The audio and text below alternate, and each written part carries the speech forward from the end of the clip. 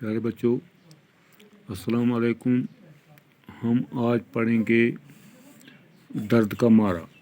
آپ نکالیں اپنی کتاب پیج نمبر 62 اور یہ ہمارا ایک افسانہ لکھا ہوا ہے درد کا مارا.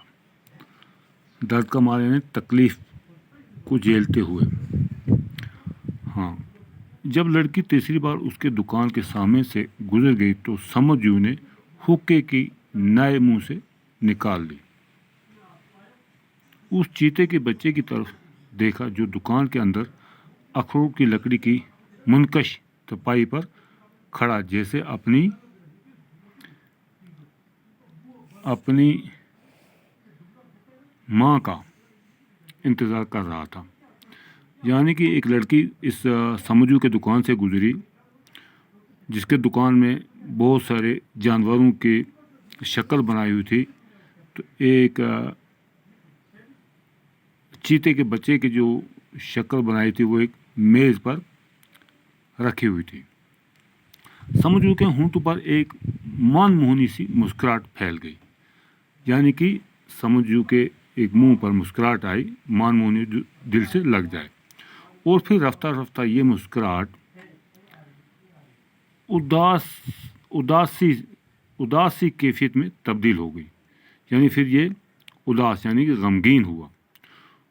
اداسی کا یہ مہین سا سفید دوپٹہ اس کے وجود پر لہراتا رہا اور آہستہ آہستہ اس کے وجود کو ڈھکنے لگا. اداسی کا یہ مہین سا سفید یعنی اداسی کا یہ بالکل نازک سا دوپٹہ اس کے چہرے پر، اس کے بدن پر چھا گیا. جیسے جنوری کی یخ بستہ راتوں میں برف کے گالے دھیرے دھیرے درختوں کو ڈھک دیتے ہیں.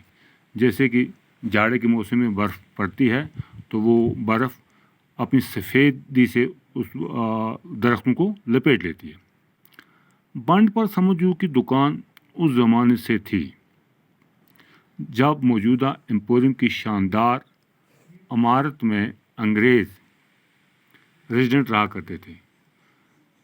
یہ بنڈ کہتے ہیں دریا کے کنارے پر کوئی بانڈ ہوتی ہے، اس کی دکان تھی وہاں، اور وہاں جو انگریز رہتے تھے ریزیڈنٹ رہا کرتے تھے. اور جب شام کو انگریز مرد اور عورتیں بانڈ کی سیر کیا کرتے تھے اور سری نگر کلب میں رات گئے تک فوکس ٹراؤٹ اور والٹرز کی دھنیں سنائی دیتی تھی. یعنی کہ وہ وہاں یہ فوکس ٹراؤٹ کہتے ہیں کچھ گانے سنتے تھے. اس زمانے میں بھی Samad and sons فیریئر and taxi ڈرمسٹ کی دکان مشہور تھی. یعنی اس سمجھو کی جو دکان تھی وہ بڑی مشہور تھی. اور انگریز عورتیں اس دکان میں سمور کے ملبوسات، سمور کہتے ہیں وہ کپڑے جن پر بال ہو، ملبوسات کہتے ہیں لباس کو، کہ آرڈر بک پر بہت چاؤ کے ساتھ دستخط کیا کرتی. یعنی بہت چاہت کے ساتھ وہ آرڈر بک پر دستخط کرتی تھی. انگریز مرد تو سمجھو سے جانور اور پرندے بہت شوق سے خریدا کرتے تھے. چیتے، بارہ سنگا، مارخور اور طرح طرح کے پرندے.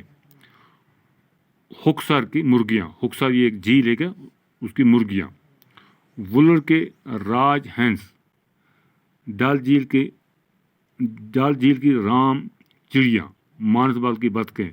مردہ جانوروں کی کھالوں میں نیا فٹ کرنے کا فن سمجھو نے اپنے باپ رمضان جو سے سیکھا تھا.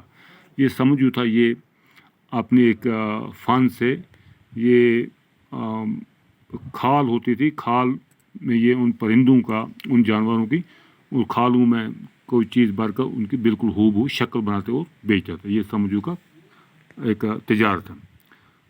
پیارے بچوں آج ہم اتنا پڑھیں گے، اس سے آگے ہم کل افسانہ باقی پڑھیں گے. باقی والسلام، خدا حافظ.